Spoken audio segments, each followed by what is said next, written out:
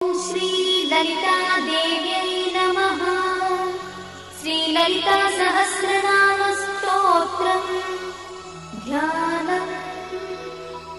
अरुणां करुणातरङ्गिताक्षीं धृतपाशाङ्कुशपुष्पबाणचापाम् अणिमाधिविरावृतां मयूखैः अहमित्येव विभावये Bhavani.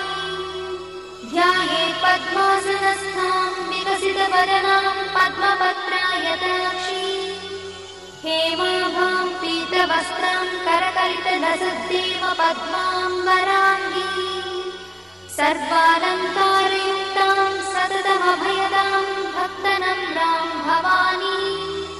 श्रीविद्यां शान्तमूर्तिं सकलसुरक्तां सर्वसम्पत्प्रदात्री